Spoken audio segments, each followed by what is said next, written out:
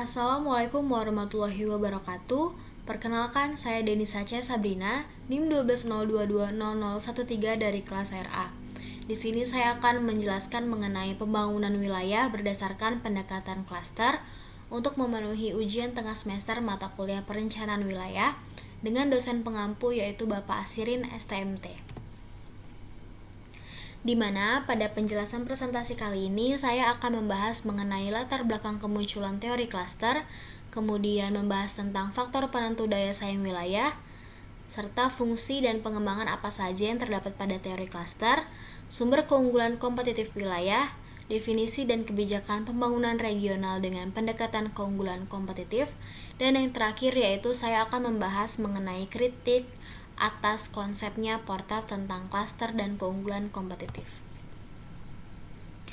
Dimulai dari latar belakang kemunculan teori klaster dengan awal mulanya yaitu dikembangkan oleh Porter pada tahun 1990, 1996, 1998, dan tahun 2000 yang bertujuan untuk menjelaskan peran dan dinamika konsentrasi geografis atau yang biasa kita sebut sebagai klaster industri dalam ekonomi nasional dan kontribusinya terhadap pertumbuhan produktivitas dan daya saing perdagangan.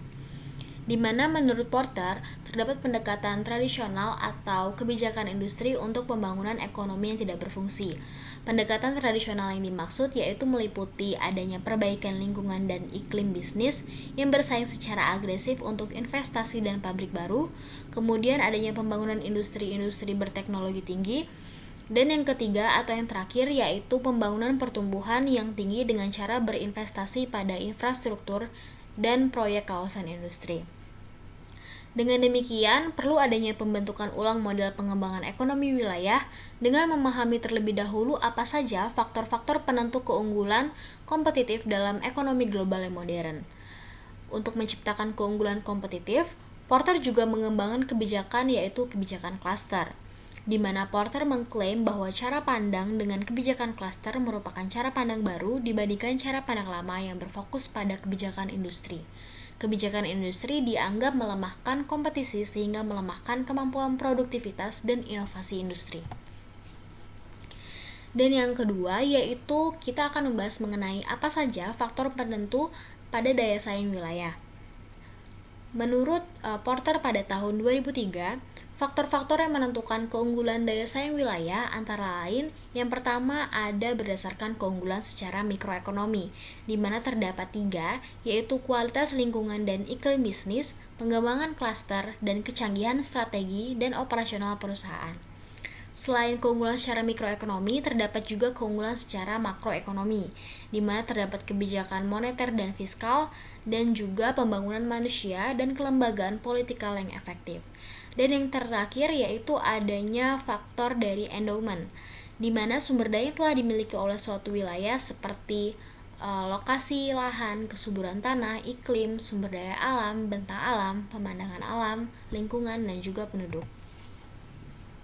Kemudian terdapat klaster keunggulan kompetitif industri hayati di Massachusetts, di mana kita akan mengambil contoh pada dunia kesehatan yang telah Porter jelaskan dalam materi pengembangan wilayah berdasarkan teori klaster, itu di mana terdapat hubungan antara pemasok dengan lembaga dan juga penyedia layanan kejuruan, di mana dari hal tersebut menjadi berhubungan sehingga dapat dijadikan sebagai dukungan teknis.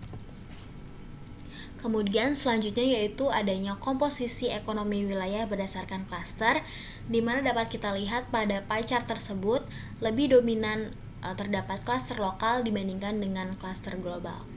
Dapat kita lihat yaitu klaster lokal merupakan klaster yang melayani pasar lokal sedikit terpapar kompetisi dengan wilayah lain di dalam negeri maupun luar negeri.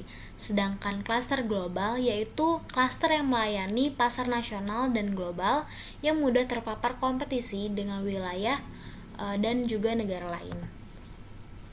Kemudian adapun sumber keunggulan kompetitif wilayah, di mana adanya konteks-konteks yang saling berkaitan yaitu seperti konteks strategi dan persaingan perusahaan, kemudian adanya kondisi-kondisi permintaan, industri terkait dan pendukung, dan kondisi faktor input, di mana konteks tersebut merupakan konteks lokal yang mendorong bentuk investasi yang cocok dan di-upgrade secara berkesinambungan, serta kompetisi yang vigorous di antara pesaing lokal, di mana terdapat faktor kuantitas dan biaya atau yang biasa kita sebut sebagai input di dalam di dalam sumber keunggulan kompetitif wilayah itu meliputi sumber daya alam, sumber daya manusia, sumber daya modal, infrastruktur fisik, infrastruktur administratif, infrastruktur informasi, dan infrastruktur ilmu pengetahuan dan teknologi, di mana terdapat faktor kualitas dan faktor spesialisasinya, di mana pada industri terkait dan pendukung terdapat kapabilitas supplier lokal yang ada pada saat ini dan kompetitif industri terkait yang ada, di mana kondisi-kondisi permintaan tersebut yaitu permintaan yang baik dari pelanggan lokal, kemudian adanya kebutuhan pelanggan yang mengantisipasi dimanapun, dan permintaan lokal yang tidak biasa. Kemudian terdapat fungsi dan pengembangan dari teori klaster. Yang pertama, klaster juga dapat dijadikan sebagai peningkatan produktivitas, di mana mengimbangi keuntungan pasokannya. Klaster dalam mengumpulkan input dan tenaga kerja adalah kemungkinan bahwa konsentrasi peserta klaster menawar biaya input dan personel khusus yang langka. Namun, kemampuan untuk melakukan outsourcing banyak input membatasi setiap penalti biaya tersebut relatif terhadap lokasi lain. Kemudian yang kedua, fungsi dan pengembangan teori klaster sebagai klaster yang untuk berfungsi sebagai meningkatkan inovasi, di mana terdapat keuntungan potensial dari klaster dalam memahami kebutuhan dan peluang untuk inovasi adalah signifikan. Tetapi yang sama pentingnya adalah fleksibilitas dan kapasitas untuk bertindak dengan cepat. Sebuah perusahaan dalam sebuah klaster seringkali dapat lebih cepat mendapatkan komponen, layanan, mesin, dan elemen lain yang diperlukan untuk mengimplementasikan inovasi, baik dalam bentuk lini produk baru, proses baru, atau model logistik baru. Kemudian dapat kita lihat yang ketiga, yaitu adanya klaster menciptakan bisnis baru, di mana terdapat keuntungan klaster dalam formasi bisnis baru yang dapat memainkan peran utama dalam mempercepat proses inovasi klaster. Karena pembentukan bisnis baru dalam kedalaman dan luasnya klaster sering tumbuh dengan seiringnya berjalannya waktu. Kemudian hal tersebut dapat meningkatkan keunggulan klaster. Persaingan yang ketat dalam sebuah klaster juga bersama dengan hambatan yang masuk dan keluar yang lebih rendah, kadang-kadang juga menyebabkan lebih banyak entry dan lebih banyak keluar di lokasi-lokasi ini. Selanjutnya yaitu ada definisi dan kebijakan pembangunan regional dengan pendekatan keunggulan kompetitif, di mana definisinya yaitu pembangunan regional merupakan peningkatan keunggulan kompetitif perusahaan, klaster, dan ekonomi nasional dalam pasar internasional. Porter mengusulkan strategi ekonomi itu bukanlah pelajaran dari best practice, melainkan dari pemahaman atas kondisi dan potensi yang dimiliki suatu wilayah. Menurut Porter juga, strategi ekonomi untuk mencapai keunggulan kompetitif haruslah sesuai dengan kondisi dan potensi yang dimiliki suatu wilayah. Terdapat perumusan strategi pembangunan regional menurut Porter yaitu sebagai berikut. Adanya pengembangan keunggulan nilai-nilai wilayah, pengembangan kekuatan unik yang dimiliki, kemudian adanya pembangunan untuk mencapai dan memelihara keseimbangan dengan wilayah sekitar, dan yang terakhir yaitu penentuan prioritas dan urutan pengembangan yang merupakan hal yang fundamental untuk pengembangan ekonomi wilayah, di mana pada prosesnya kita perlu mengembangkan keunggulan nilai-nilai wilayah dengan mengembangkan kekuatan unik yang dimiliki dan capai dan pelihara keseimbangan dengan wilayah sekitar, sehingga prioritas dan urutan pengembangan merupakan hal yang fundamental untuk pengembangan ekonomi wilayah. Dan yang terakhir yaitu kritik atas konsepnya Porter tentang klaster dan keunggulan kompetitif yang diterangkan oleh beberapa kritik dari Martin and Sunley pada tahun 2003, yaitu klaster sebagai konsep yang kacau.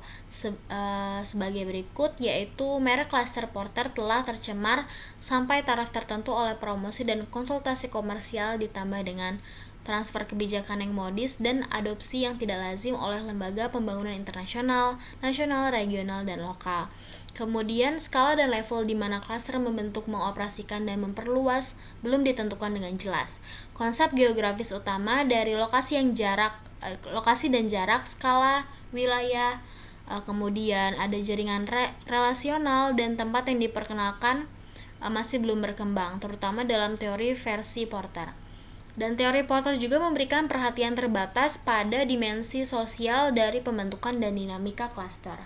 Kemudian menurut Duranton pada tahun 2011, konsep klaster Porter secara teoritis bersifat ambigu dan mempertanyakan apakah ada pemahaman yang cukup jelas dan pengetahuan yang cukup tentang masalah koordinasi dan kegagalan pasar yang dirancang untuk ditangani oleh kebijakan klaster. Selain itu juga diklaim bahwa manfaat pengelompokan terlalu terbatas untuk membenarkan upaya dan investasi yang signifikan dan berkelanjutan. Dan caranya yaitu agar efektif, kebijakan klaster perlu dikembangkan dan diterapkan di lingkungan yang tidak pasti dan menghindari ditangkap oleh kepentingan khusus seperti kelompok lobi industri. Dan yang terakhir yaitu saya mengambil dari kritik Bristow pada tahun 2005, yaitu peningkatan produktivitas dapat mengakibatkan hilangnya pekerjaan dan dampak yang merugikan pada ekonomi lokal dan regional. Dan cukup sekian dari presentasi yang sudah saya paparkan, kurang lebihnya saya mohon maaf. Saya akhiri, wassalamualaikum warahmatullahi wabarakatuh.